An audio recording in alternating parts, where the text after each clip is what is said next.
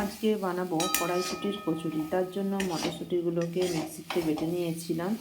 তারপরে কড়াইয়ে সর্ষের তেল দিয়ে তাতে কালো জিরে আর শুকনো লঙ্কার ফোড়ন দিয়ে দিয়েছিলাম।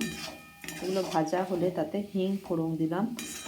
তারপরে বেটে রাখা মটরশুঁটিটা দিয়ে দিলাম।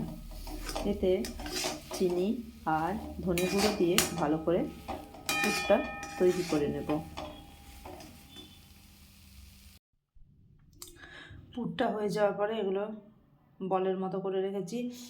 এইদিকে একটা বাটিতে অল্প আটা দিয়েছি, একটু বেশি পরিমাণে ময়দা দিয়েছি, এর সঙ্গে নুন দিয়েছি। এটা ভালো করে মিশিয়ে নেব। এরপরে সাদা তেল দিয়ে ময়ান দিয়ে মেখে নেব।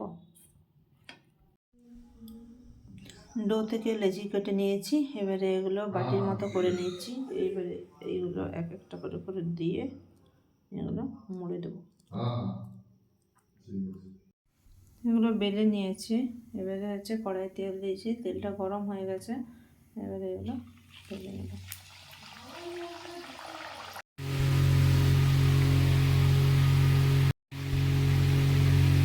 দুদিকটা উল্টে পাল্টে ভালো করে ভেজে নিয়েছি, বেশ ভালো ফুলে গেছে। এবারে এগুলো উঠিয়ে নেব। আমার কড়াইশুঁটির কচুরি হয়ে গেছে। ভিডিওটা দেখার জন্য ধন্যবাদ।